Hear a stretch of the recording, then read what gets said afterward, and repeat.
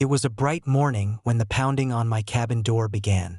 Karen, true to form, had decided to escalate once again. She arrived with a small entourage, acting as though she had every right to enter. "Open up," she shouted. "You are in violation. I am here to enforce HOA rules." I stood inside, arms crossed, surveying the scene. Sarah and the kids were safe inside, but the audacity of her intrusion could not go unanswered.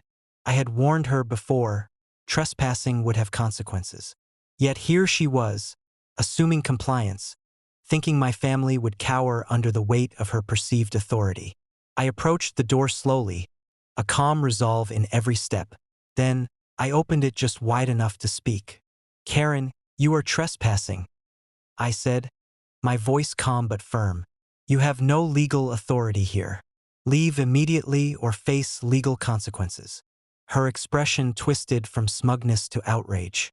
"I am enforcing rules. You are breaking the law," she yelled, stepping closer. That's when she noticed the envelope in my hand. I had anticipated her escalation and prepared accordingly. A formal search warrant, issued for HOA inspection, but with a twist.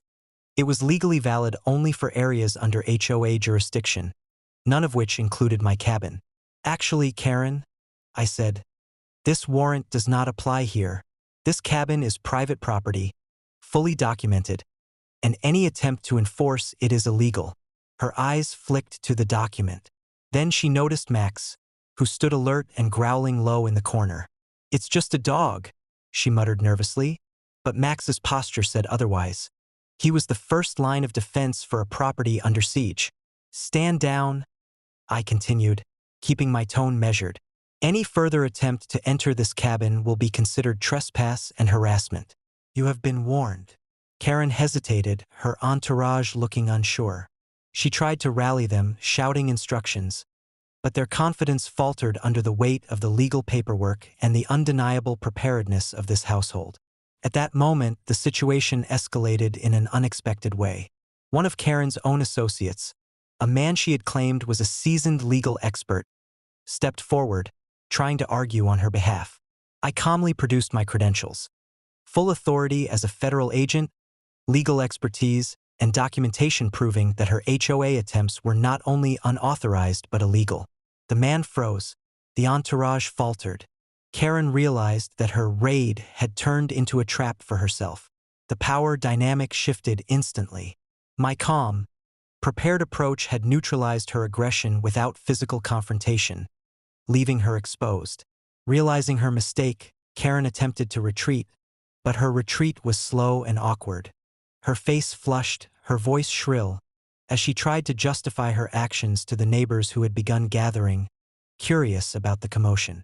Everyone could see clearly now. Karen, the self-proclaimed enforcer, had been completely outmaneuvered.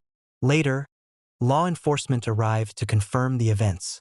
Her actions were documented, witness statements were taken, and it became clear that she had crossed multiple legal boundaries. The HOA was formally notified, and Karen's personal liability for trespass and harassment was established. That evening, I walked the cabin's perimeter with Sarah and Max. The sun dipped behind the trees, casting long shadows across the property. Calm returned to the cabin, the family secure, and the lesson unmistakable. Audacity without knowledge, preparation, and authority is destined to fail. Karen would undoubtedly try again in the future, but the consequences were now concrete, legal, and undeniable. My family, my property, and our peace were protected, not through anger, but through planning, authority, and measured execution. By nightfall, the cabin was silent again. Max curled by the door, Sarah tidied the kitchen, and I sat on the porch, reflecting on the day.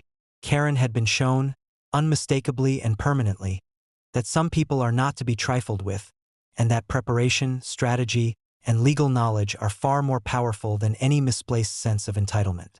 The ranch, the cabin, and my family remained untouchable. Karen had overreached, and the consequences had been delivered with precision. The story of that day would linger in the neighborhood, a cautionary tale of arrogance confronted by experience and authority.